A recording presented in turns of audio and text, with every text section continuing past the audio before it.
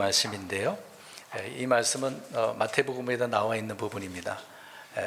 더 자세하게 알기를 원하신다면 마태복음 강해 때 이 말씀이 마태복음 24장에 있는데 그 구절을 들어서 보시면 좋을 것 같습니다. 오늘은 강해를 하는 게 아니라 뒷부분에 있는 말씀 이제 22절도 나와 있는 부분이지만 거기에 있는 말씀을 통해서 이제 제목을 거짓으로 위로하는 시대를 조심하자 라는 제목으로 말씀을 전하고자 합니다. 먼저 우리가 성경을 읽을 때 부지런히 그냥 쭉쭉 읽어 나가기보다는 성경에다가 이제 펜으로 아니면 연필로든 이제 구분을 지었으면 좋을 것 같아요. 그냥 쭉 읽고 나가게 되어지면 내가 뭘 읽었나? 그럴 때가 생각이 들 때가 많습니다. 이해를 못한 부분이죠. 이 말씀은 전체적으로 한 이제 단락이 있으니까 이 단락은 어떤 의미로 말씀하고 있는가, 어떤 핵심적인 그런 단어가 나와요. 뭐뭐 때문이다, 그 이유에 대해서 설명을 할 때는 그 부분을 뭔가 말씀하려고 또 그런 사건을 통해서 주님께서 말씀하고 있는 것이니까. 왜 이런 말씀을 드리냐면 우리가 성경을 읽을 때도 정리하면서 분석하면서 이렇게 딱 구분을 지어서 이해를 하게 되어지면 말씀을 들을 때 또 읽을 때 쉽게 이해하게 되고 깨닫게 되어지는 부분이 있기 때문에 그렇습니다. 또 그런 면에서 우리가 생각해 볼 때 좀 분별력을 키울 수가 있다라고 하는 거죠.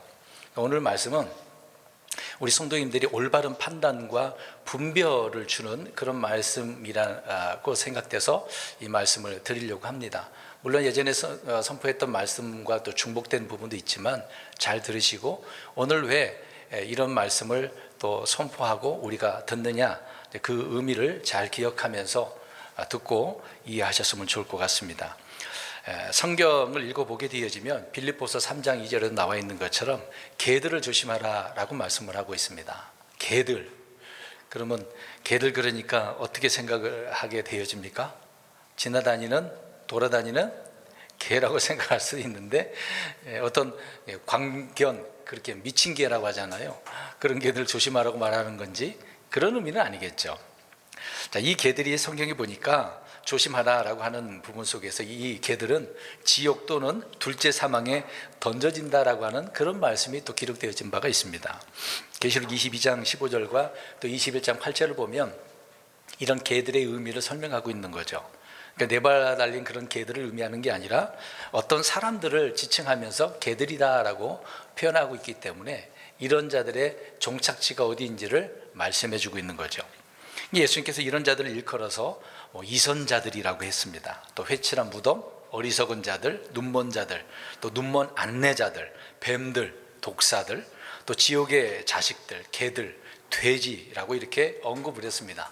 통틀어서 이런 자들이 개들이라 돼지다, 짐승에 빗대어서 설명을 하고 있는 거죠. 그리고 이 말씀은 주님께서 특정한 대상에게만 하신 것이 아니라 주님의 말씀을 듣는 모든 사람들에게 하신 말씀이라는 거죠. 또 개들 그러니까 그런 사람만 이렇게 하신 줄로 생각하고 있는데 그러지 않다는 얘기죠. 특히 주의 말씀을 전하는 대언자들도 또 사도들도 우리 예수님처럼 이런 식으로 말씀을 선포했다는 것입니다. 그래서 늘 이게 뭐 독사의 자식들아, 뱀들아, 개들아 이렇게 표현한 부분이 많이 있습니다. 이런 어떻게 보면 거친 말이잖아요. 우리 예수님도 하셨고 사도들뿐만 아니라 대언자들도 그렇게 하지 않았습니까? 이사야, 예레미야, 에스겔, 침례 요한 대표적인 대언자들이 그런 용어를 사용을 해서 자기 백성들을 향하여 하나님의 말씀을 선포하는 것을 보게 되어지죠. 근데 이런 믿음의 사람들이, 대언자들이 주의 말씀을 선포하는 것과 오늘날 이 강단에서 이제 목사들이 전하는 그런 어떤 선포하는 그런 화법은 전혀 다르죠. 오늘날 강단에서는 어떻게 말들을 합니까? 이 개들아, 성도들 향하여서 이 독사들아, 그렇게 말하는 분들은 흔하지는 않거든요.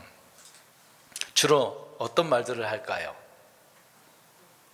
사랑하는 성도 여러분, 그렇게 부드럽게 하나님께서 사랑하십니다.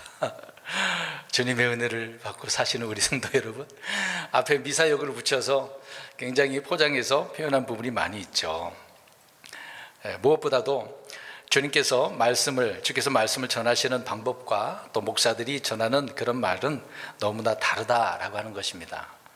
아마도 오늘날 강단에서 어떤 목사가 설교를 듣는 그런 청중들을 향해서, 회중들을 향하여서 개, 돼지, 뱀, 독사라고 이렇게 하면은 듣는 성도인들은 어떻겠습니까? 실족하겠죠. 목사님 어떻게 저렇게 용어를 사용하시지? 좀 언어를 순화시켜서 듣기 좋게 좀 표현하면 안 되겠습니까? 성경에는 예전 같은 경우에는 똥이라고 되어져 있는데 너무 이제 그게 지저분하게 들리니까 어떻게 기록을 해놨어요? 배설물. 좀 괜찮잖아요. 유식하기도 하고 표현이 좀 부드러운 면이 있으니까. 근데 우리가 보세요. 일상생활에서 화장실에서 우리가 볼일 보잖아요. 그때 배설물을 쌌다 그럽니까? 어떻게 얘기해요? 잘 아시잖아요. 평상시에 그렇게 사용하면서 이런 강단의 공식 성상에서는 말을 순화시켜서 하라고 하는 경우도 있습니다. 본인은 항상 똥이라고 하면서. 그렇죠. 그러니까 순화시켜서 말해야 한다라고 이렇게 주장하는 분들이 굉장히 많아요. 오늘날 강단이 이제 그런 면이 있다는 얘기죠. 물론 우리가 좋은 말을 사용해야 되는 것은 올바른 것이죠. 근데 잘못한 부분에 있어서 이렇게 사용할 때는 어떤 의미가 있기 때문에 이런 말씀들을 우리가 이런 단어들을 사용해서 주님의 말씀을 선포할 수 있는 것이죠. 우리는 어떤 사람을 비난하거나 멱해서는 안 되는 것은 당연한 일입니다. 우리 그리스도인들은 겸손하고 온유하고 예의 바른 그런 사람들이어야 되지 않겠습니까? 그런데 주님의 말씀을 선포할 때는 주님의 영으로 충만해서 주님의 음성으로 주께서 말씀하신 그대로 선포를 해야 됩니다. 복음을 전할 때, 그러면 우리가 2달에 한 번씩 이제 복음 선포를 하는데 그냥 전도지만 주는 경우가 있잖아요. 예수님 믿으라고만 하잖아요. 전해주면서 이 독사의 자식들아, 예수님 믿으세요. 이러면 어떨까요? 어느 누가 좋아하겠습니까? 그래도 이제 우리가 어떤 메시지를 선포할 때 주께서 이제 그런 자들을 향하여서 이렇게 말씀하셨다고 선포도 할 필요도 있는 거겠죠. 다음에 제가 한번 그렇게 사용해 볼까요? 하지 말까요? 네, 잘 구분해서 해야 될 때와 하지 말아야 될 때를 또 알고 해야 되겠죠. 그런데 개들이라고 일컬은 자들은 주로 부드러운 말을 한다라고 하는 것입니다. 온갖 달콤한 말들로 포장을 해서 위로해주고 다 잘 될 것이라고 그렇게 말해주잖아요. 성도가 잘못하고 있는데도 불구하고 주님께서 도와주실 것입니다. 은혜를 주실 것입니다. 그런 말들을 얼마나 많이 하고 있습니까? 여러 번 말씀드린 부분이지만 많은 분들이 서로 덕담식으로 주고받는 그런 말들을 하는 것을 보게 되었습니다. 근데 생각해 보세요. 내가 잘못하고 있는데 책망하기는커녕 칭찬해 주고 하나님께 도와주실 것이다라고 한다면 듣는 사람 입장에서는 어떻게 들립니까? 위로의 말로 들리나요? 아니면 제대로 생각이 있는 사람들의 입장에서는 어떨까요? 내가 잘못해서 이렇게 혼나고 있는데 잘 될 거라고? 그렇게 생각할 수는 없겠죠. 그러니까 우리가 이런 부드러운 말에 속지 말아야 한다라고 하는 것이죠. 사람들은 책망의 말보다 위로의 말을 듣기를 더 좋아합니다. 그래서 교회에 올 때 와서 목사가 선포하는 말씀들을, 위로의 말씀들을 많이 받으려고 하죠. 물론 위로의 말도 해야 되고 책망의 말씀도 해야 되는 부분인데 성도들은 늘 위로받고 사랑받기를 원하는 경향이 있기 때문에 사람들의 다 속성이 그렇지 않겠습니까? 누가 싫은 소리, 책망하는 소리를 듣기를 좋아하겠어요. 그런데 사람들의 말들은 달콤한데요, 우리 주님의 말씀은 오히려 저와 여러분의 마음을 그 말씀으로 어떻게 합니까? 상처받게 하죠. 막 찌른단 말이죠. 찔르는 그런 말씀처럼 들리지 않습니까? 괴롭기도 하고 그 말씀을 나를 책망하시는 말씀이니까. 심지어 예레미야 같은 경우에도 결혼하지 말라고 그런 말씀을 할 때 이거는 좀 괴로운 말씀이잖아요. 태어났으면 장가도 가고 시집도 가고 자녀도 낳고 잘 살아야 되는데, 그러니까 일생을 예레미야는 고통 속에서 말씀 전하다가 이집트에서 죽은 사람 아닙니까? 그러니까 주님이 그런 말씀이 대언자의 입장에서는 고통스러운 거잖아요. 그런데 주님의 말씀대로 어떻게 해야 되죠? 그 대언자는 순종해야 되잖아요. 그에게는 그것이 주어진 사명이니까. 때로는 말씀 그대로 전하다가 죽임을 당하는 경우도 많습니다. 특히 대언자들이 그렇잖아요. 누구 때서부터 또 누구까지 죽임을 당했다고, 의로운 자의 피를 흘렸다고 주님께서 말씀하셨습니까? 아벨의 피로부터 사가랴 아들 바가랴인가요? 바가랴 아들 사가랴인가, 사가랴까지. 네. 계속해서 유대인들이 자신의 백성들이 대언자들을 죽인 그 이야기를 주님께서 말씀하시잖아요.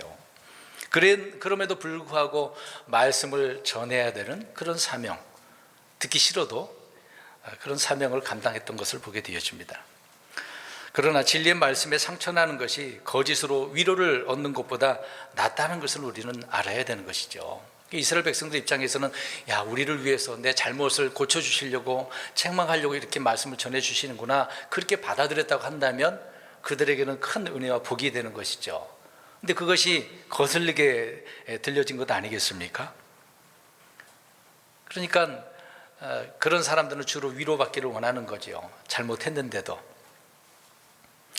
말씀인 성령의 검에 베인 그런 상처는 성령님의 기름 부음으로 치유받게 된다고 누가복음 4장 18절에 말씀합니다. 예수께서 오신 목적을 기름 부음을 통해서 치료한다, 그런 말씀이 나오잖아요. 강단에서 선포된 주의 말씀으로 인해서 그래서 찔리고 베인 혼들이 가장 빨리 치유받는 길은 이렇게 신선한 기름 부음을 받는 거거든요. 이 기름 부음이 마음에 차고 넘쳐야 되는 거 아니겠습니까? 잠언서 1장 23절 제가 읽겠습니다. 너희는 내 책망의 말을 듣고 돌아서라. 보라, 내가 내 영을 너에게 부어주며 내 말들을 너에게 알려주리라. 이런 말씀합니다. 책망의 말을 듣고 돌아서래요. 성령님의 기름 부음을 통해서 성령님이 부어준다고 하잖아요. 그게 기름 부음 아닙니까? 그러면 주께서 치료해 주시는, 싸매 주시는 그런 말씀이 된다는 얘기죠. 그래서 우리는 강단에서 울리는 책망의 그 말씀에 대해서는 분노해서는 안 된다는 겁니다. 자, 이렇게 얘기하니까 제가 오늘 우리 성도님들을 책망하는 것처럼 들리나요? 그러진 않죠. 제가 지금 우리 성도님들 이렇게 말씀드리는 이유는 이 마지막 때를 우리가 살아갈 때 제목처럼 이 시대가 거짓으로 위로하는 시대란 얘기예요. 지금 위로할 때가 아니거든요. 정신 차리라고 할 때거든요. 빨리 돌아오고 하나님께로 와서 구원 받으라고 하는 이런 때가 아닙니까? 근데 그런 것은 빼놓고 다 잘 될 거라고, 복 받을 거라고, 우리 교회에 오면은 다 잘 된다고, 만사 형통한다고, 그런 거짓에 많은 사람들이 속잖아요. 이거 오면 맨 그런 것만 바라잖아요. 복만 바라고. 사도행전 2장 37절에 가서 보면은 성령 강림 그 이후에 베드로가 설교를 하죠. 여기저기 흩어져 있던 사람들이 다른 나라에 가서 히브리 말도 못하는 사람들이 왔단 말입니다. 근데 이제 베드로가 강림 사건 그 이후에 모여서 그 사람들이 이게 뭔가 하고 왔단 말이죠. 근데 설교를 합니다. 주님의 말씀을 선포하는 거예요. 이렇게 된 이유를 쭉 설명을 하잖아요. 근데 그 말씀을 듣고 마음에 막 사람들이 찔림을 받았어요. 그래서 우리가 어떻게 했으면 좋겠냐라고 합니다. 그래서 베드로 사도가 말씀을 선포해서 그들을 구원받게 하죠. 그러니까 마음에 찔림을 받게 되어지면은 어떤 사람들에게는 구원받게 되어진다는 얘기죠. 근데 사도행전 7장 54절을 보면은 굉장히 극과 극이에요. 스데반이 그 아브라함 때에서 쭉 설명을 합니다. 그러면서 너희 할례 받지 않은 자들이라고 대놓고 하나님의 말씀을 심하게 선포하잖아요. 근데 똑같이 주님의 말씀을 들었단 말입니다. 성령님에 의해서 말씀을 선포했단 말이죠. 근데 그때도 유대인들이 들으면서 마음에 찔리긴 했어요. 근데 찔리긴 했는데 저 스데반을 어떻게 하려고 하는 마음이 들었어요? 죽이려고. 그래서 실제로 돌을 던져서 어떻게 했습니까? 죽였어요. 그들은 이제 어떤 자들이 된 거죠? 살인자가 된 거죠. 이게 구원받은 자가 된 거 아니라 살인자가 되어진 것입니다. 똑같은 말씀이라도. 주님의 말씀을 이렇게 들었을 때 분노해서는 안 되는 거거든요. 같은 주의 말씀이 선포되었고 같은 성령님의 찔림으로 인한 마음의 상처가 있긴 했습니다마는 어떤 이들은 구원받았고 어떤 자들은 살인자가 되었다. 그런 내용입니다. 같은 이런 주님의 말씀, 참 은혜의 말씀을 잘 받아야 되는 거죠. 근데 핵심은 그래서 어떤 상처, 내가 상처받았어, 괴로워, 이런 문제가 아니라 말씀이 선포될 때 그거에 따른 반응인 거죠. 이게 반응이 올바라야 돼요. 삐딱하게 되어서는 안 된다는 얘기입니다. 사도들로부터 진리의 말씀을 들은 유대인들은 마음에 찔렸고 상했고 칼질당하는 그런 상처를 받았습니다. 여러분, 근데 생각해 보세요. 거짓 평화, 거짓 위로 얼마나 많이 선포되고 있습니까? 진리로 말미암아 받는 그 슬픔과 아픔과 상처가 어떻게 보면 더 나은 거잖아요. 우리가 성경 지금 봐서는. 근데 당하는 입장, 그 당시의 상황을 보면은 굉장히 기분 나쁘단 말입니다. 여기 계신 분들도 누군가 안 좋게 얘기하면 그럴 거예요. 내가 잘못했어도 심하게 말을 하면은 굉장히 기분 나쁩니다. 그럼에도 불구하고 우리는 그런 말까지라도 잘 삼켜야 되겠죠. 많은 이들이 자기 귀가 가려워서 자기 욕심대로 자기를 위해 선생을 쌓아둔다라고 디모데후서 4장 3절에 말씀하고 있지 않습니까? 주님은 진리를 선포하는 그런 사람을 찾고 계셔요. 자기 욕심에서 나를 위해서 이런 선생을 들려고 하는 그런 사람보다도 진리를 선포하는 사람을 찾으셔서 선포케 하시고 또 그 말씀을 잘 들을 수 있는 사람들을 원하고 계시는 거죠.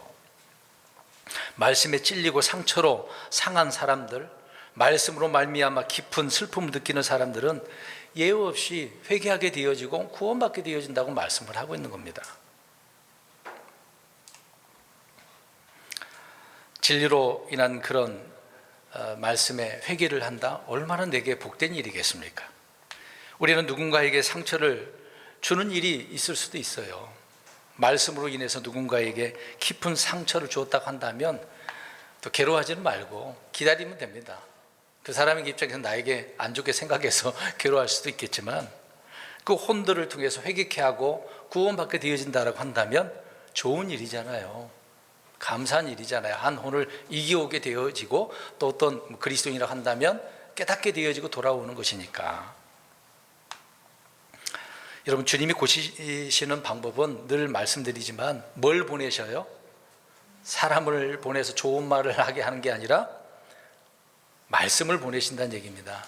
근데 그 말씀을 누굴 통해서도 전할 수도 있고 본인이 읽을 수도 있고 생각나게 할 수도 있겠죠. 말씀을 보내셔서 고쳐주시고 성령님의 그 기름 부음으로 상처를 싸매주신다라는 말씀인 것입니다. 그 말씀이 마음속에 한 줄기 어떤 빛 광채처럼 그 한마디 말씀 때문에 불치병이 고침받을 수도 있어요. 평생을 못 고치는 그런 내 성질, 성격, 나쁜 악한 습관들 또 나쁜 언행, 마음속의 생각들을 순식간에 고침을 받을 수가 있거든요. 이런 말씀이 보내질 때 감사해야 돼요. 거부하지 마시고. 성격도 고치는 게 말씀 아닙니까? 우리 사람이 사람을 고치기가 어려워요. 그래서 흔히 그러더라고요. 검은 머리 긴 사람들을 고칠 수 없다는 말을 그런 표현을 하고 있는데 고쳐 쓰는 게 아니다라고 하잖아요, 사람을. 왜 그 정도로 그런 말들을 표현하겠습니까? 안 되잖아요. 내가 내 말로는 안 되는 거거든요. 근데 주님의 말씀으로는 고침받을 수 있습니다. 악한 자가, 살인자가 변화받을 수 있는 거고. 주님은 건강한 자에게 의사가 필요 없다고 하셨습니다. 누구에게 필요하다고 그랬어요? 병든 자에게. 병든 자에게. 우리 몸뿐만 아니라 우리 영과 혼을 다 치유하는 거잖아요. 주님이 치유하시는 주님이시니까. 근데 흔히 이런 표현도 하지 않습니까? 이게 잘못된 말은 고쳐야 돼요. 사람들은 세월이 상처를 치유한다는 말을 합니다. 그래서 세월이 뭐다라고 하죠? 약이다. 근데 보세요. 약일까요? 왜 이런 표현을 할까요? 그러면 약이라고 하면은 그 약은 왜 쓰죠? 고치려고 하는 거잖아요. 그럼 뭐 세월이 약이라고 한다면 나이 드신 분들은 모두 다 어떻게 해야 돼요? 건강해야죠. 근데 더 안 좋으시네? 더 쇠약해지시고 있잖아요. 그럼 이런 의미를 어떤 의미로 사람들은 사용할까요? 약은 아닌데. 그러니까 세월이라고 하는 것은 상처를 치유할 수가 없습니다. 치유하지도 못하고 또 어떤 사람도 그렇게 고쳐주지 않거든요. 그냥 익숙하게 하는 법을 말해주는 겁니다. 그냥 그런 상황에서 익숙해지는 거거든요. 세월은 그래서 약이 아니라 내성을 키우게 하는 겁니다. 내성. 그냥 그러려니 살아가는 거죠. 막 그냥 견뎌내는 정도? 세월은 약이 아니죠. 치유가 안 되는 겁니다. 금방 좀 전에 말씀드린 것처럼 치유받으려면 뭘 하나님이 보내주셔야만 돼요? 말씀이죠. 하나님은 나는 치유하는 자다라고 말씀하셨기 때문에 그렇습니다. 출애굽기 15장 26절과 마태복음 8장 7절에도 말씀하고 있죠. 그러니까 세월, 시간이 치유하는 게 아니라 주님께서 말씀이 나를 치유하는 것입니다. 그러니까 빨리 고침받으려면 말씀으로 고침받는 게 가장 빠른 방법이거든요. 시간은 세월이라고 하니까 10년, 20년, 30년, 그럼 그 시간만큼 얼마나 손해를 봅니까? 그것 때문에 얼마나 고통을 받습니까? 사람들은 시간만 보내면 다 해결될 거라고 생각하는데 그러지 않거든요. 주님은 단 한 번도 세월이 약이라고 하신 적이 없습니다. 세월은 아무것도 누구도 고쳐주지 못하기 때문에 그러는 것이죠. 잘 보세요. 나온 줄 알았는데 골마가지고 더 이상 못 느끼는 거예요. 아픈 걸 못 느끼는 게 대부분이거든요. 늘 보면은 그렇게 살아. 똑같아요. 우리는 세월이 약인 줄 알고 지금 그대로 살고 있지만 그러지 말아야 되는 거죠. 돌이켜서 주님께 와야 됩니다. 예레미야 3장 22절에 돌아와 그럼 내가 고쳐줄게 라는 말씀 있잖아요. 이스라엘 백성들이 돌아옵니까? 안 돌아옵니까? 안 들어와요. 얼마나 강팍하면 그래요. 오늘날 그리스도인들도 잘못할 수도 있잖아요. 넘어질 수도 있지 않습니까? 실족할 수도 있잖아요. 돌아오면 되는 거잖아요. 불신자들도 돌아오면 구원받는 거고. 그러니까 치유의 핵심은 치유자가 누구인지를 알면 돼요. 그분께 나아가면 되는 거거든요. 근데 세월, 어떤 시간 다른 데다가 거기다가 이제 몰두하게 만드는 거죠. 마귀가 그런 짓을 하는 겁니다. 하나님께 못 나오게 하려고 하는 것이죠. 자신이 병자이고 죄인이라는 사실을 나와서 알아야 되는 겁니다. 세월을 믿지 말고 누구를 믿어야 돼요? 주님을 믿으세요. 세상에는 선과 악이 있습니다. 빛과 어둠이 있습니다. 참과 거짓이 있잖아요. 이 참 그러면은 주로 이 참을 누구에게 붙입니까? 우리 주님에게 붙이잖아요. 그래서 주님은 나는 참되다고 그렇게 말씀합니다. 하나님께서 참빛이라고, 참포도나무라고 그러고 살아계신 참 하나님이라고 표현하고 있습니다. 빵도 참빵이라고 나와요. 참된 양식이라고 나오고 참된 음료라고 나오고, 하나님은 그러면 나는 참되다, 나는 치유하는 그런 참된 하나님이야, 그럼 나에게 오면 문제가 해결된다고 그렇게 말씀하고 있는 거죠. 그래서 주님이 하신 모든 말씀은 거짓이 없기 때문에 그렇게 표현하는 겁니다. 헛것이 없고 왜곡된 것이 없기 때문에. 그래서 주님께 나가야 되는 거죠. 참되지 못한 것은 다 거짓되다고 그래서 성경은 말씀을 하고 있습니다. 마귀는 거짓의 아비라고 그러잖아요. 거짓말쟁이고, 하나님께서 난 것은 참되지만 마귀에서 난 것들은 다 어떻다는 얘기예요? 거짓되다. 근데 마귀를 통해서, 마귀를 아비로 두고 있는 자들의 그 입을 통해서 주님의 말씀보다는 주로 부드러운 말, 거짓된 말들을 선포하고 있으니 그런 말에 우리는 조심해야 된다라고 하는 거죠. 주님의 사도들도 있지만 거짓된 사도들도 있으니까. 성경에 보니까 거짓 증거도 나와요. 거짓 형제들, 거짓 이적, 거짓 교사, 거짓 그리스도. 오늘도 보니까 22절에 거짓 뭐라고 나와요? 그리스도들, 거짓 대언자들 이렇게 나오잖아요. 오늘 본문 말씀은 앞으로 유대인들이 당할 환난 때에 이런 일이 있는 것을 이야기합니다. 교리적으로 그래요. 근데 이것을 저는 영적으로 적용시켜서 오늘날에도 이 거짓된 자들이 있기 때문에 그들이 어떤 말을 하느냐, 지금 그 얘기를 하고 있는 거예요. 제목처럼 무슨 말을 한다고요? 거짓된 위로를 한단 말이에요. 위로의 말 참 좋잖아요. 듣기에 얼마나 좋습니까? 나를 이렇게 위로해 주니까. 그런 말이 현혹돼 가지고 넘어진 분들이 얼마나 많아요. 목사들도 그렇습니다.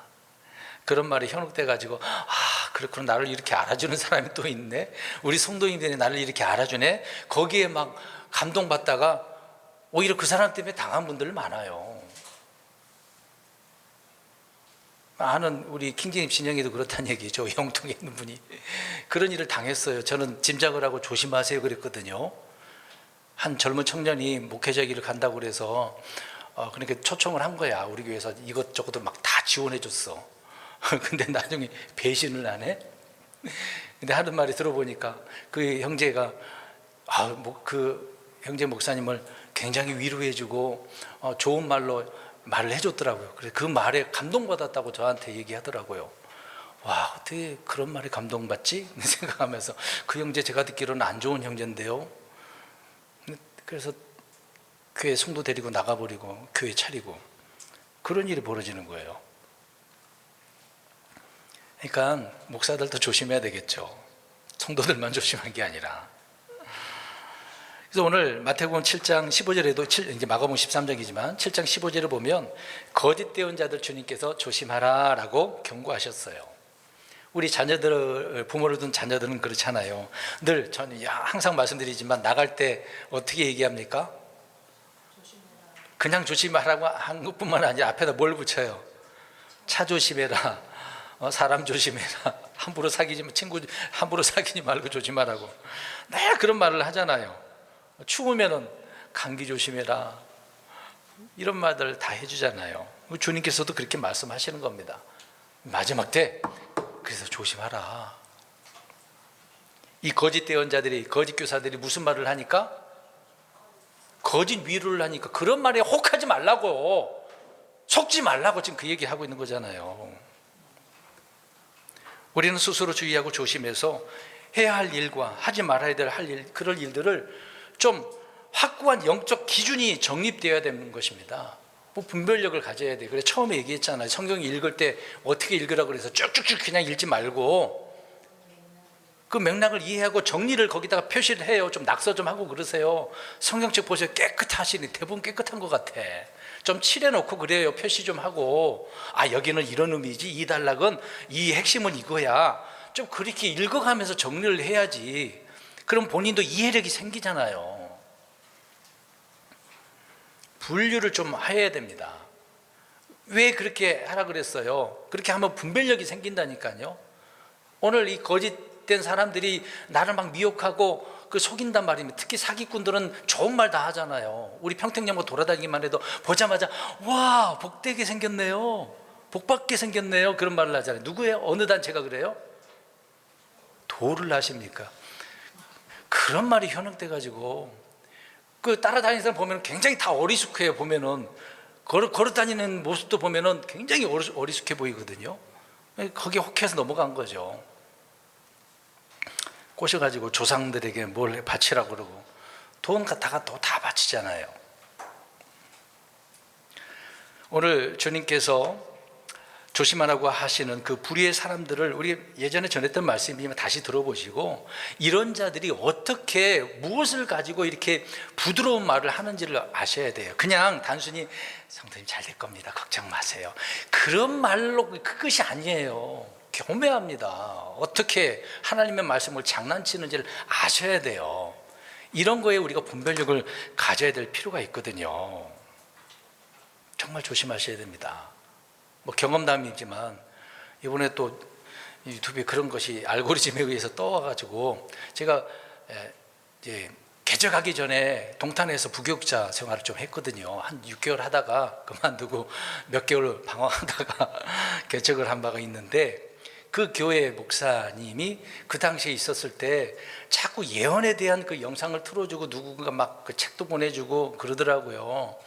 그래서 더 이상 여기 있다간 큰일 나겠다, 있고 싶지 않겠다 해서 사임을 하고 나왔거든요. 예언에 빠졌어요. 근데 이번에 그 영상을 보니까 계시록도 설교하는 그런 바가 있는데 자신이 이제 예언을 한다고 하더라고요. 근데 말 잘 들어보세요. 그분의 말 표현이 나는 하고 싶지 않은데 우리 성도님들을 위해서 내가 예언을 한다고. 여러분 어떻게 들리십니까? 자기는 하고 싶지 않은데 성도님들을 위해서 예언을 해준다고 하잖아요. 그럼 성도인들 입장에 와, 목사님이 내 앞날을 위해서, 나를 위해서 예언을 해준다고 하니까 와, 정말 감사하네, 은혜 받아, 기다려, 그 예언을 막 듣고 싶어서 안달나지 않을까요? 어떻게 생각하십니까? 제가 우리 성도인들을 향하여 예언해 준다고 한다면 그 예언 받고 싶으세요? 여기 계신 분은 그런 분이 없겠죠. 그런 거에 혹한 사람들이 얼마나 많겠어요. 그런 말에 나를 위해서 그렇게 해준다니까. 그렇게 변하셨더라고요. 예언가가 됐어요. 그렇게 이 예언에 대해서 막 관심을 가지시더니 예언을 받아갖고 예언한다고. 자, 조심하라고 하신 그 불의의 사람들을 말씀드리겠습니다. 첫째, 우리가 다 아는 사람들이에요. 바리새인들, 서기관들, 사두개인들이에요. 성경이 왜 이런 사람들을 많이 강조하고 있고, 하나님은 이런 자들을 오늘 처음에 뭐라고 표현했어요? 한 단어로? 개들. 왜 그렇게 하는지 아셔야 돼요. 이들은 다 종교 지도자들이에요. 근데 지도자들이지만 거짓 대언자들입니다. 거짓 교사들이라고 말하고 있는 거죠. 이들은 하나님의 말씀보다는 전통을 더 중시했습니다. 우리 다 알고 있는 내용이잖아요. 전통. 여러분, 전통에 따르면 안 돼요. 자꾸 우리 교회는 전통 있는 교회라고. 도대체 그 전통이 어떤 전통인지, 역사가 막 100년 됐으니까 전통 있다고 하는 것 같은데, 그런 데다 갖다 붙이면 안 돼요. 그 뭐 중요하다고? 뭐 혈통, 전통이 중요합니까? 그럼 교회 거기 출신이 아니면은 아닌 사람이 가게 되어지면 그 어떨까요? 그 자리가 가시방석 같은데, 그런 곳은. 그러니까 이들은 지금 율법의 정신보다 형식을 굉장히 중요시 여기는 자들입니다. 하나님의 말씀 명령보다는 사람들의 명령, 사람들의 계명으로 하나님의 말씀을 오히려 폐해시켜 버렸습니다. 사람들의 말을 그 위에다 둬버렸던 거죠. 그래서 주님은 와서 보니까 이놈들 봐라, 안 되겠네. 그래서 조심하라 라고 말씀하고 있는 것입니다. 야, 이놈들을 조심해라 라고 제자들에게 계속 강조하셨던 거죠. 근데 이들은 유대 사회에서 가장 존경받는 자들이고 영향력이 있는 사람들 아닙니까? 그런데 주님은 그들을 존경하는 게 아니라 조심하라고, 조심해야 될 대상이라고 말씀합니다. 그러니까 오늘 이런 자들을 오늘날로 주로 누가 이런 역할을 할까요? 주로 누구라고 볼 수 있을까요? 네? 성도들? 주로 목사들, 신학자들, 교수들, 그러겠죠? 그런 자들입니다. 바리새인들은 주로 이제 근본주의예요. 오직 이제 그들 나름대로 전통이니까 이걸 지키자고 하는 거잖아요. 말씀 위에다가 더 해놓은 것이니까요. 근데 이들은 위선의 누룩이 있다고 말씀하셨죠. 위선이라는 의미가 뭡니까? 겉과 속이 다른데 착한 척 하는 것을 말하는 거잖아요. 아닌데 착한 척, 올바른 것처럼 나는 정말 위대한 사람이야, 종교 지도자야, 난 이런 사람이야, 하나님 말씀대로 사는 사람이야 라고 하는 사람들을 이제 위선자라고 하는 거 아닙니까? 바리새인들은 이런 자들이었어요. 그러니까 뭔가 보여주려고 그러는 거죠. 사두개인들은 종교적인 어떤 세속주의자들이거든요. 자유주의자들이에요. 특히 신학자들 가운데 미국 갔다 오면 자유주의에 빠진 자들 얼마나 많습니까? 진리를 문자 그대로 믿지 말라고 합니다. 일부만 하나님의 말씀이라고 이야기합니다. 그렇게 말해요. 마귀가 하는 말은 하나님의 말씀이 아니라고 나오죠. 생각해 보세요. 여기 보세요. 사탄이 말한 말이 있어요. 그 하나님 말씀일까 아닐까요? 사탄이 말했는데 사탄이 말한 말이잖아요. 근데 그것을 하나님 말씀이 아니래요. 이게 어떻게 생각하십니까? 사탄이 말은 말은 맞죠. 근데 성경에 하나님 말씀을 기록을 해놨잖아요. 기록된 말씀은 하나님 말씀이거든요. 근데 사람들 그건 하나님 말씀이 아니니까 빼버리자고 하는 것이 이런 자들이란 말입니다. 그게 오늘날 신학교에서 벌어진 일이거든요. 이들은 일부만 믿어요. 부활은 안 믿죠.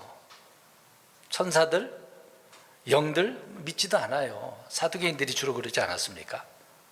부활도 안 믿고 영들도 안 믿고 보이는 것만 믿으려고 하는 자들. 이런 자들은 특히 정치적인 세력이 결탁을 해서 지식인 치기니까 그런 식으로 사람들을 유혹합니다. 봐라, 이 자유도 엉뚱한 자유를 이야기하는 거죠. 자기들이 생각하는 자유로 둔갑해버리는 것입니다. 이런 자들이 얼마나 성도들을 그런 말들로 위로를 해주겠습니까? 이런 말씀 우리가 지켜야 된다고 많이 강조를 하잖아요. 근데 그건 하나님의 말씀이 아닌데, 그러니까 오늘날 교회를 이용해서 사회활동을 하게 하고 정치에 관여하게 만들고, 이런 자들이 사두개인들의 후예라는 것을 알 수가 있습니다. 근데 성경이 이렇게 나와 있는 것을 보면은 오늘날 돌아가는 교계가 이런 일을 하고 있구나, 빨리 분별이 가야 되거든요. 근데 이게 분별이 안 돼. 왜? 그들은 어떻게 하니까? 거짓으로 위로의 말로 이렇게 포장을 해서 말을 하니까. 그게 다 누구 말이라고 표현하죠? 그들은 하나님 말씀이라고 하니까. 그래서 목사님이 이렇게 말씀하시는데 하나님 말씀이지, 그렇게 하게 되는 거죠. 그래서 잘못된 길로 빠지는 겁니다. 그 다음 서기관들은 주로 기록을 하는, 필사하는 자들 아닙니까? 율법을 필사하는 자들이잖아요. 전문가들 아닙니까? 그래서 언어에도 능통해요. 히브리어, 헬라어, 라틴어, 굉장히 능통한 자들입니다. 근데 이들은 그렇게 능통하긴 하는데, 그들은 나름대로 하나님을 섬긴다고 하면서 오히려 예수님을 대적한 자들 아닙니까? 예수님을 배척했어요. 그런 자들의 말도 조심해야 될 필요가 있는 겁니다. 지식이 뛰어나다고 해서, 교수라고 해서, 박사라고 해서 그들이 하나님을 잘 믿는 게 아니거든요. 이제 그런 세 부류의 사람이 첫 번째고, 두 번째로는 헤롯은 간단하게 말해서 음행과 탐욕으로 가득 찬 자들을 말하고 있는 겁니다. 그래서 헤롯의 누룩이라고 그랬거든요. 영적 거룩함이 없는 교회는 언제나 음행으로 더럽혀지게 될 수밖에 없습니다. 대부분의 교회 내에는 거듭나지 못한 무리들이 들어와서 성도들과 섞여 있거든요. 그런 교회 성도들이 많습니다. 이게 들어와서 이익을 추구하죠. 제가 포승에 있었을 때 그런 일을 너무 많이 경험을 했습니다. 교회 목사들이 부흥을 위해서 교회 열심히 다른 교회 열심히 다니는 성도들 이제 사업을 하니까 사업장에 가서 우리 교회 나오라고 대놓고 그러고, 여러 번 말씀드리잖아요. 그런 교회 목사도 있습니다. 그런 분이 부흥 강사라고 해서, 또 아는 분이 같이 이렇게 부흥에 있다고 그래서, 목사님 그분 조심해야 되는데요, 그분 굉장히 안 좋은 분인데, 여러 번 얘기해 줬어요. 근데 그 목사님은 그런 거 아닌 것 같은데 라고 하더라고요. 친한 목사님인데. 분별력이 없는 거죠. 죄송한 이야기지만, 그분이 이런 탐욕에 사로잡힌 거죠. 세 번째로는 간단하게 거짓 교사들, 악한 일꾼들, 이런 자들이 개들이라고 하고 있고, 네 번째로는 철학자들이라고 골로새서 2장 8절에 이야기하고 있습니다. 철학자들 우리가 다 이해하니까 더 말씀드릴 필요는 없을 것 같아요. 자, 이런 부류의 사람들은 다 거짓 대언자들에 해당하는 거고, 개들이라고 표현하고 있는 겁니다. 이런 거짓 대언자들은 양의 옷을 입는다고 하잖아요. 겉은 부드럽고 예의 바르고 의롭고 깨끗하게 보이고, 겉모양만 보면 얼마나 대단해 보여요. 그러나 주님께서는 그들의 행위를 하나하나 지적을 하시죠. 마태복음 23장에 보면 쭉 나와요. 특히 25절에서 28절에 보면 이들의 모습을 주님께서 하나하나 짚어가면서 이야기하십니다. 겉과 속이 다르다고요. 겉은 양의 옷을 입고 약탈하는 그런 자들이라고 이야기하잖아요. 거짓 대언자들이 그런 자들입니다. 겉모습은 모두 자신을 속이고 남을 속이고 가장을 하는 거죠. 이런 자들은 주로 말씀드린 것처럼 좋은 신학교를 나오고 높은 학위를 가지고 똑똑한 사람일수록 그렇습니다. 겉모습을 보아서는 아무런 이상이 없어요. 대단해 보이잖아요. 그런데 이들은 주로 성경을 오류가 있다고 이야기하는 자들입니다. 무호성을 부정하는 거죠. 그리스도의 완전과 신성을 부인합니다.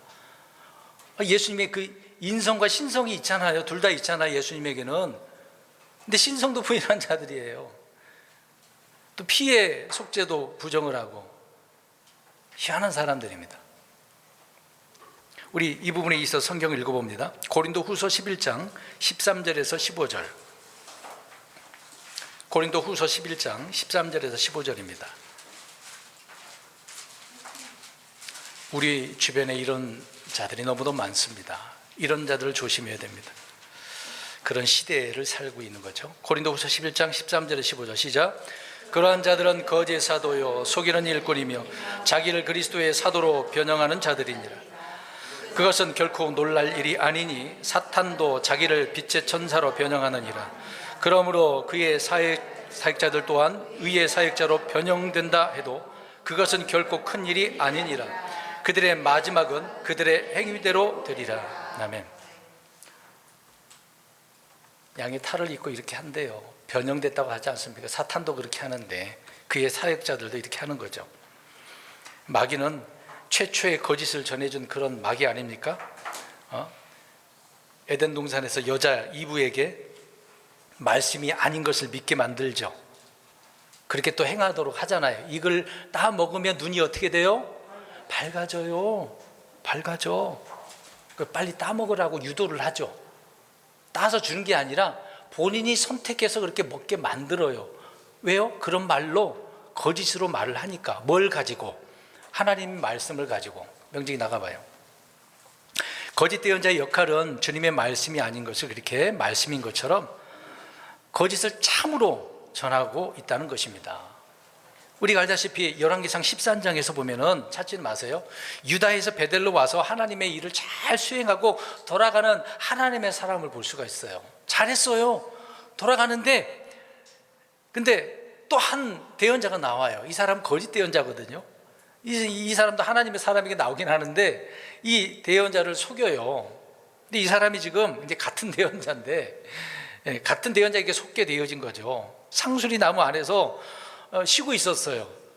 빨리 가야 되잖아요. 다른 길로 가라 그랬으니까 빨리 가야 되잖아요. 더 이상 있으면 안 되잖아요. 그게 주님의 명령이었거든요. 근데 쉬고 있어.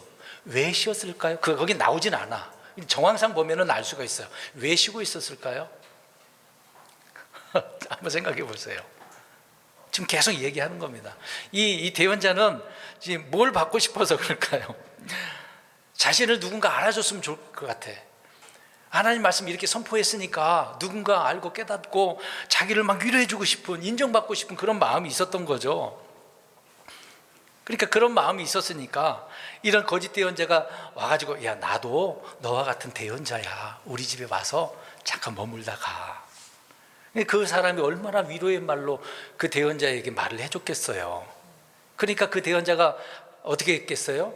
돌아간 게 아니라 같이 가버렸어. 그러다가 거짓 대언자가 이제 저주를 선포하잖아요. 어떻게 됐습니까? 어떻게 죽었어요? 사자에 잡혀 죽었어. 성경에 그렇게 나옵니다. 그러니까 부드러운 음성에 이 대언자도 속은 거지. 아까 어떤 목사 얘기한 것처럼 이렇게 되어지는 겁니다. 사람 다 똑같아요. 누구나 다 똑같습니다. 배웠든 못 배웠든 성경을 많이 알든 못하든 분별력이 없으면 그 거짓된 말에. 그러면 생각해 보세요. 분명히 자신에게 하나님께서는 전하고 어떻게 하라 그랬어요? 쳐다보지 말고 다른 걸 빨리 가라 그랬거든요. 그럼 가면 되잖아. 근데 그 사람 다른 말을 했어. 그러면 이거 하나님 말씀과 다른데? 하나님께 물어봐야 되겠다고 물어보든가. 그런 거 없어. 그러니까 이 사람은 누군가 막 나를 알아줬으면, 나에게 좋은 말 좀 해줬으면, 위로 좀 해줬으면, 내가 이런 말씀을 선포했는데 이런 말 좀 누가 해줬으면, 그런 말이 또 오잖아요. 또 그 마음속에 있다 하더라도 그 내용은 안 나오지만 그 사람이 그런 말을 하니까 금방 넘어가잖아요. 아닌 땡 굴뚝에 연기가 나요 안 나요? 안 뗐는데 어떻게 연기가 나나? 마음이 그러니까 그렇게 됐겠죠.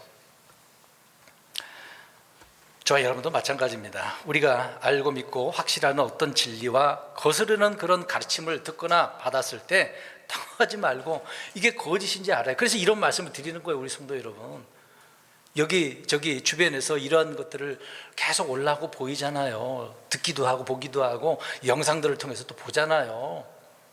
그래서 또 AI 시대를 가지고 얼마나 잘 나옵니까? 목사들보다 더 설교 잘하는데, 오늘 나에게 이런 말을 전해줘. 나 굉장히 힘드니까, 괴로우니까 위로의 말을, 말씀을 골라서 나한테 좀 선포해줘. 그러면 어떨까요?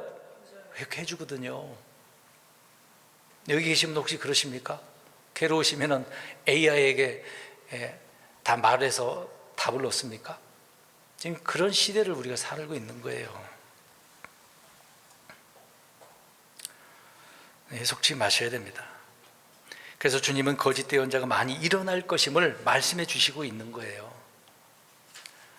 이들은 사람을 속이니까. 어떻게 속입니까? 말로도 그렇게 위로하면서 속이는 것이지만 눈에 뭔가 보여주거든요.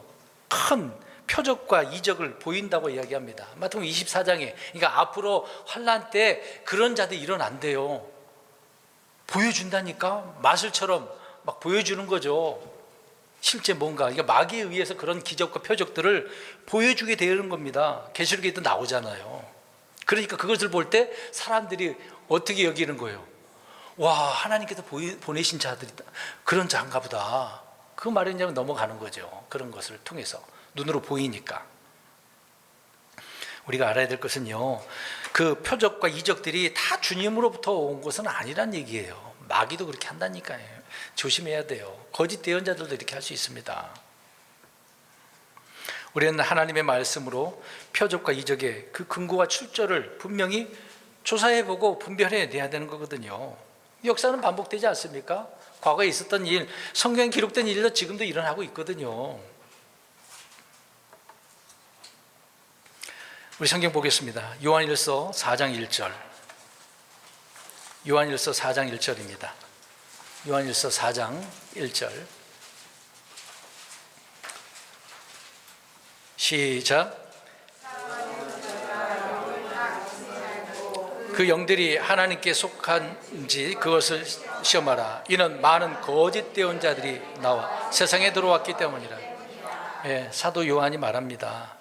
다 믿지 말래요. 그 영이 하나님께로부터 온 영인지 저 마귀로부터 온 것인지 진리의 영과 오리의 영을 구분하라는 얘기죠. 이런 자들이 들어왔으니까 조심하라고 말씀을 하고 있습니다. 그 잣대 중에 하나가 이제 그런 내용이죠. 예수 그리스도께서 육체로 이 땅에 오셨잖아요. 그리스도로 성육신 한 거에 대해서 이걸 믿느냐 안 믿느냐. 근데 안 믿으면 누구라는 얘기, 어떤 자들이라는 얘기예요? 거짓 대원자, 거짓 교사들, 개들이라고 표현하면 됩니다. 개들이라고 하셔도 돼요. 이런 자들은. 그런 자들이 있잖아요. 안식교는 예수님이 미가엘이라고 이야기합니다. 그리고 여호와 증인들은 예수님이 피조된 그냥 사람, 물질 세계, 그들은 영, 그런 걸 이제 물질을 그걸 안 믿으니까, 악하다고 하니까. 영지주의자들이잖아요. 예수님 또 이제 무슬림 같은 경우에는 예수님 하나의 대언자로, 선지자로 얘기하고 있습니다. 유대인들도 그러겠죠. 육체가 아닌 영으로만 임했다고 또 그렇게 표현도 합니다. 유대인들은 단지 사람일 뿐이라고 하고, 또 인본주의에 있는 사람들은 예수님이 어떤 위대한 성인으로, 사상가로만 생각하는 사람 굉장히 많죠. 이제 그런 시각으로 보니까 그런 분이라고 보겠죠. 이런 주장들은 다 적그리스도의 영이거든요. 육체로 오신 것을 부인하는 자들을 일컬어 이야기합니다. 이제 그런 단체들이 얼마나 많아요. 그러니까 그런 자들 우리가 보면 어떤 자들이라고 표현하면 돼요? 개들이라고 보면 됩니다. 대놓고 옆에 가고 귓속말로 개들아 그러지 마시고 평택에도 그런 자들은, 그런 분들이 많이 있습니다. 거짓 대언자는 하나님으로부터 받은 말씀이 없기 때문에 자기 마음에서 나오는 대로 대언을 하는 거거든요. 그러니까 자기 생각입니다. 막 머리에 떠오르는 대로 하네요. 그게 예언이라고. 저도 배워서 한번 해보려고 했는데 안 되더라고요. 안 떠올라. 안 되던데요. 거짓된 자들은 그게 술술술 나오나 봐요. 거짓인데 불구하고 그것이 좋은지, 오늘 하나님 말씀 받았어. 어저께인가 잠깐 또 그걸 보는데 그게 자주 올라와요. 어떤 교회가 자꾸 올라오더라고요. 신윤사 하는 교회인데 이런 의자가 없어. 다 서 있어. 막 찬송 부르고 막 흔들고 있어. 그러니까 목사 지나가면서 헤 하니까 앞에 있는 여성도가 하고 넘어지더라고요. 그러더니 몇 초도 안 됐는데 다시 일어나. 그래도 노래 불러. 그럼 넘어진 게 그게 뭐가 대단한 겁니까? 그게 성령사역이라고. 오늘날 그런 일이 많이 벌어지니까 참 안타까운 거죠. 남자 하나도 없어. 다 여성도들만 있던데. 예. 자, 이 시대의 많은 신학자들, 목회자들이 신학이라는 어떤 학문과 교육에 속아요. 그래서 여러분 신학자들 조심하셔야 돼요. 교수들이라고 해서 이야 공부 많이 했네 그러지 말고 그 사람은 성경을 많이 알고 있으면 다행인데 성경은 모르는데 그들은 신앙 이론만 알거든요. 그런 자들 조심하셔야 돼요. 그러니까 신학 이론을 하나님의 말씀인 줄 알고 생각을 하고 있는 거죠. 그럼 말씀이 없기 때문에 그냥 학교에서 배운 것을 가르치고 그걸로 끝나는 겁니다. 그게 끝이에요. 살아있는 말씀이 아니에요. 그럼 신학 이론을 아무리 선포해 보세요. 혼을 이렇게 세우고 깨닫게 할 수 있는가?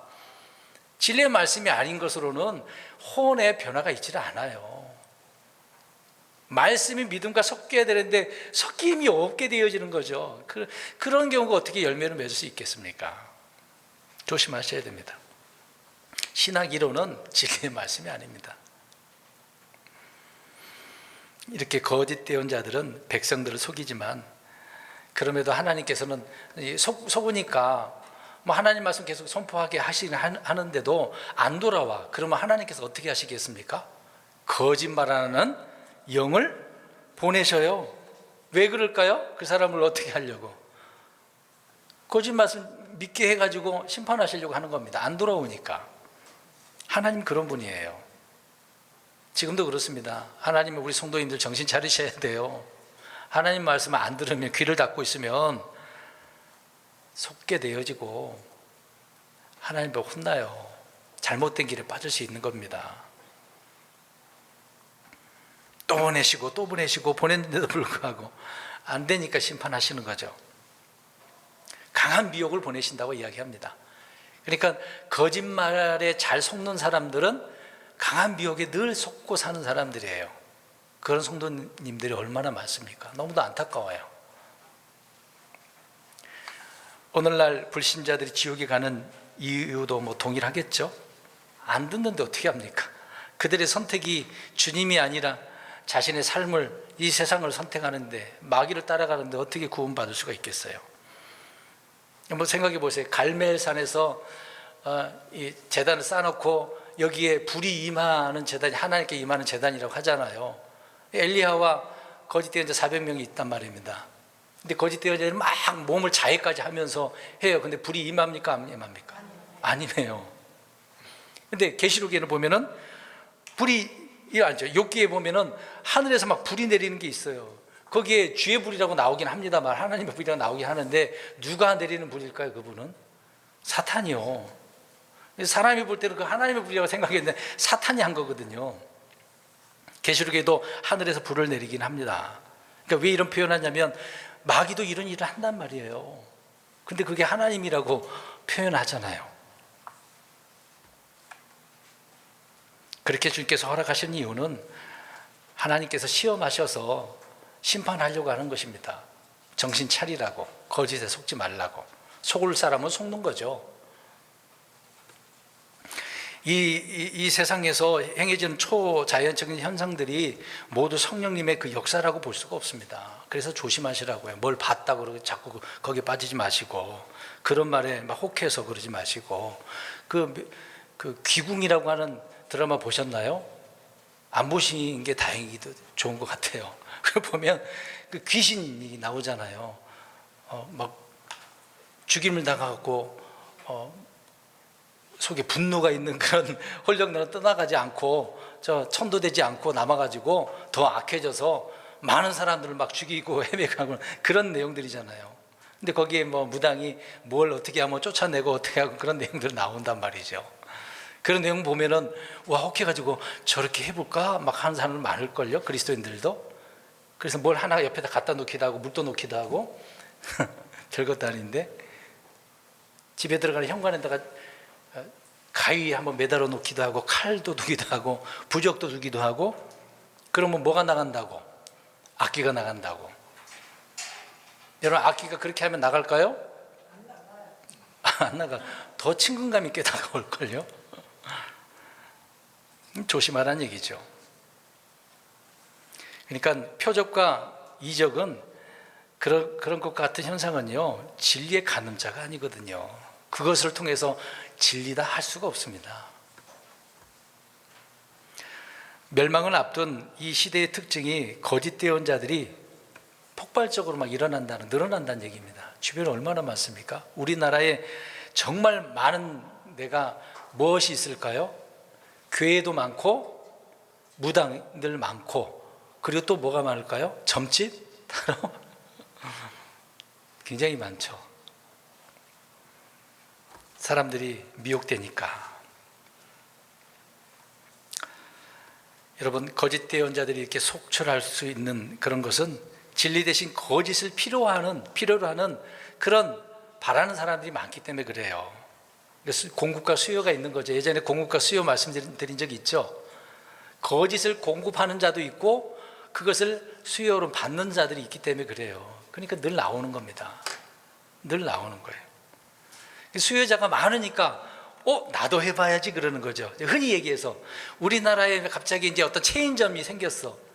옛날에 이제 PC방이 생겼어. 보니까 하루 매출이 막 50만 원, 100만 원까지 넘게 나오는 경우가 있거든요. 그럼 나도 해보자 그런 거예요. 그러면 PC방이 많이 생겼어. 그러면 어떻게 됩니까? 매출이 줄어들겠죠. 커피숍, 이제 카페가 많이 생겼잖아요. 처음에는 몇 군데가 생겼을 때 얼마나 장사 잘 됐습니까? 지금 굉장히 많아졌어. 근데 구멍가게식의 그런 카페들은 거의 망하는 지경이고, 대기업의 카페들은 더 잘 되잖아요. 왜 그렇게 했습니까? 뭐가 많아서 그러는 거예요. 왜 이렇게 많이 생기는 거예요? 수요자들이 많이 생기니까.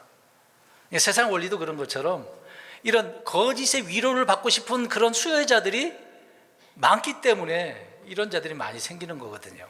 조심하라고요. 왜 이단들이 횡행하고 비성경적인 교회들의 사람들이 그렇게 많이 모이는가? 성경에 보니까 내 백성이 그것을 사랑하니라고 되어 있습니다. 사랑한대요. 그런 말에 열렬히 환영하는 거죠.